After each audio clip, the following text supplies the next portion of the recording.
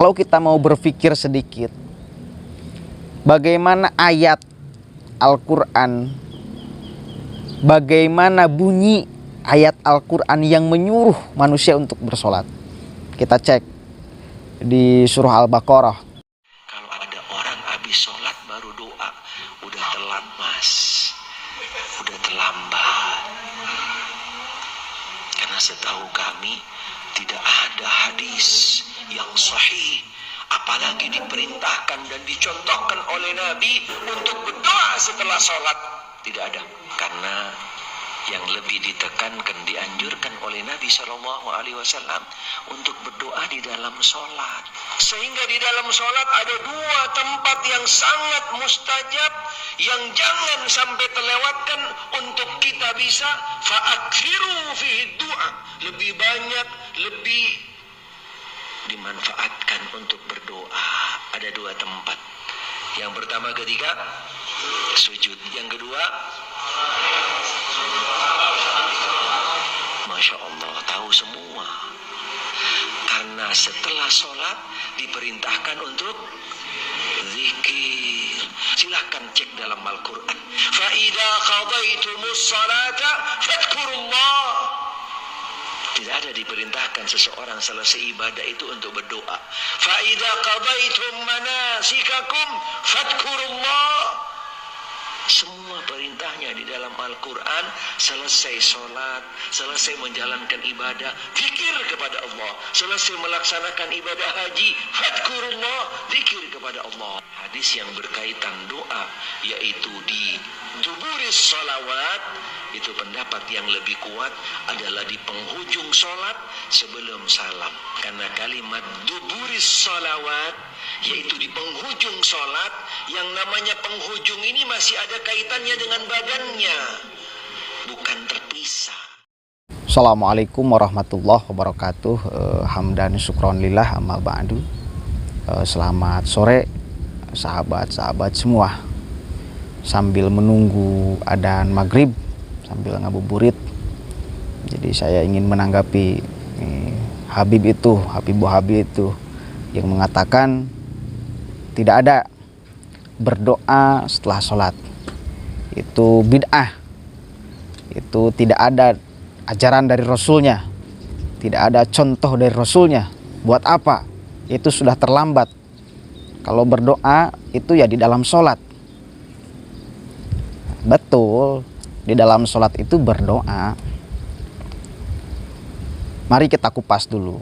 Sholat itu menurut bahasa, menurut lugot ya, itu adalah ad-du'a. Artinya berdoa. Bagaimana setiap rangkaian sholat itu adalah bentuk doa kita kepada Allah Subhanahu wa ta'ala. Sholat itu adalah ad-du'a. Mari kita amati, dari mulai takbiratul ihram sampai kita sujud, itu adalah bentuk pujian kita kepada Allah Subhanahu wa ta'ala, yang pada akhirnya nanti bakal jadi metode, menurut saya ya, ini metode yang paling hebat berdoa di luar sholat. Metodenya sudah diajarkan oleh Allah di dalam sholat. Setelah kita memuji kepada Allah dari mulai takbiratul ihram, kemudian sujud, baru kita berdoa tuh, Robbi firli, ya Allah ampuni saya, warhamni, ya Allah kasih sayangi saya, wazburni, ya Allah. Ini kepada Allah nih tambalan. Kalau misal ada di dalam sholat kita ada kekurangan, menurut Allah kurang, maka ya Allah saya minta untuk diberikan lapisan atau tambalan, ya kalau bahasa Sunda itu ditambal, supaya menjadi sholatnya sempurna. Warfa'ni, ya Allah angkatkan derajat saya. Warfa'ni warzukni, ya Allah kasih rizki, gitu kan. Wahdini, ya Allah berikan saya petunjuk. Wa'afini wa'afu'ani, seluruhnya ini rangkaian doa. Benar, berdoa di dalam sholat itu adalah mustajab. Banyak hadis yang menceritakan itu. Saya kira berdoa setelah sholat itu adalah salah satu waktu yang paling baik. Kenapa? Karena setelah kita melaksanakan ibadah kepada Allah, oke, kemudian kita meminta kepada Allah, berdoa kepada Allah, meskipun secara etika tasawuf ya kurang baik itu loh. Kita jangan terus minta kepada Allah, biarkan Allah sudah paham ini. Cuma kan Allah juga menyuruh di dalam Al-Quran, ud'uni astajib lakum, silakan Anda berdoa, astajib maka akan saya mengijabah lakum karanjen, gitu. Membolehkan, Allah menyuruh untuk hambanya berdoa kepada Allah. Itu loh. Tuh, jadi boleh berdoa setelah sholat baik. Kemudian nih, kalau kita mau berpikir sedikit, bagaimana ayat Al-Quran, bagaimana bunyi ayat Al-Quran yang menyuruh manusia untuk bersolat. Kita cek di surah Al-Baqarah. Alladzina yu'minuna bil ghaibi wa yuqimunas sholata wa mimma razaqnahum yunfikun. Alladzina yu'minuna bil ghaibi, orang-orang yang bertakwa. Ini sedang menceritakan orang yang bertakwa ya, adalah orang-orang yang beriman kepada sesuatu yang gaib. Wa yuqimunas sholata, dan orang yang senantiasa yang selalu mendirikan sholat. Wa mimma razaqnahum yunfikun, dan selalu menyisihkan hartanya untuk orang lain. Was. Di dalam teks ayat Al-Quran, walladzi wa yuqimunas sholata, itu memakai fi'il mudhari. Yuqimu, fi'il madinya aqama yuqimu iqamatan fahuwa muqimun wadaka muqamun aqim la tuqimu qamun muqamun. Aqama yuqimu memakai fi'il mudhari. Apa perbedaan fi'il mudhari dengan fi'il madi? Orang kalau misal sudah ngaji tasrifan paham nih. Itu jelas perbedaannya. Makna fi'il mudhari adalah hal dan istiqbal. Hal itu sekarang, artinya di dalam sholat, dan istiqbal setelah sholat. Itu loh. Ketika arti secara lugawi sholat adalah doa, maka setiap detik setelah kita sholat pun harus terus berdoa kepada Allah. Itu loh maksudnya. Bukan hanya ketika di dalam sholat, karena memakai fi'il mudhari. Kalau memakai fi'il madi, wa aqoma sholat misalnya, Anda harus dirikan sholat, pakai fi'il madi nih.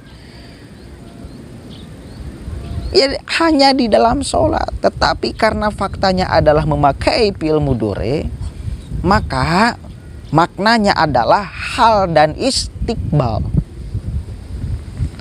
Itu saudara ya, teman-teman.